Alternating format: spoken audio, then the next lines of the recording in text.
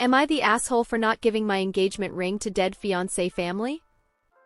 Dead fiancé named John, and I'll start at the beginning. About 4 years ago, I was engaged to John after dating for 4 years. When he proposed, the ring he used was 2 sizes too big. We went to the store that he bought it from 2 weeks before proposing, and he kept the receipt. Gotten the right size and kept same style. We did plan to have to wedding after 3 years of planning and saving. 10 months after the proposal, John passed away in a car accident. I used the savings for wedding to pay for his funeral. The day after the funeral, John's brother came to me asking for the ring. I asked why. His response was that the ring had been passed down their family for 5 generations. Told him that was BS because I have proof of the ring was brought for me less than a year ago. We argued for a bit and he then stormed out. Then I get the calls from John's family, saying I'm a liar and demanding the ring. Then I got a letter from their lawyer. In the letter they also demanded that I reimburse them for costs of John's funeral. So I got myself a lawyer, showed the proof about the ring, and I paid for the funeral in court and I won.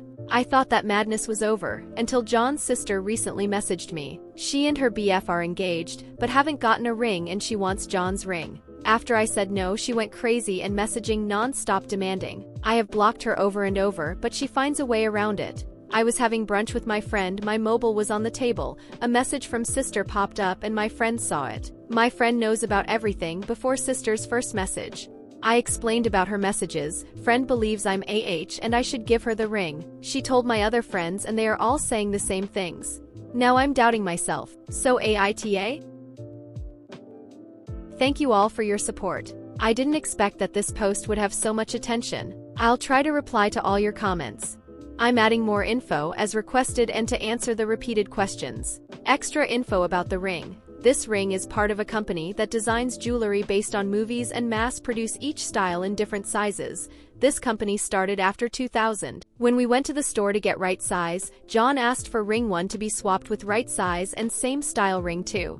If he did modify ring 1 with any family diamonds, he would have asked for ring 1 to be resized. After the swap and when telling his parents about the engagement, I showed them the ring and John told them about where he brought it and about size swap. Parents never said anything about an heirloom ring and family diamonds. It was after the funeral is when they started saying their great-great-great-grandparents were the ones that brought this ring and it's a heirloom.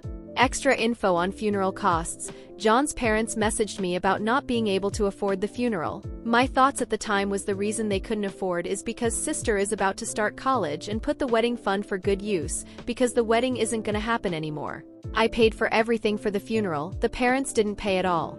I guess during my grief/shock of John's death, might have made me forget that his family owned most of the business and housing accommodations in town. It was during court that I found out that he had life insurance. That money went to his parents and it was 2x the cost amount of his funeral. Extra info about court. When I received their lawyer letter, I thought it might be fake. But I call my friend who is a lawyer. I explained the situation to him and asking him to check if this letter is real or fake. He told me to meet him with the letter and all my documents for the ring and funeral. He said the letter is real and he will help me. I did thought that after their lawyer see my proof, that be the end of the madness. But next thing I knew, we are in court. Most of the time I was confused, but I just spoke the truth and showed all my proof. The judge awarded me to be reimbursed for funeral costs, legal fees, and emotional distress. Reason why John's sister wants the ring.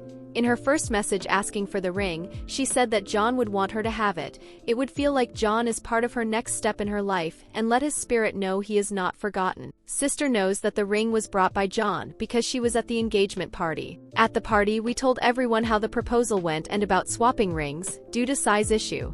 I should have mentioned that the ring is LOTR themed and we were planning on LOTR themed wedding because we met at an LOTR event. I recall sister telling John to change the ring to Disney theme, her protests of our theme idea and saying Disney wedding instead during the engagement party, to explain why my friends think sister should have the ring. The friend from brunch who saw the messages from sister and told the others about this, read sister's first message asking for the ring. Friend believes these are good valid reasons from sister. Friend also believes that the ring should actually be used, not stuck in a box somewhere or most likely lost.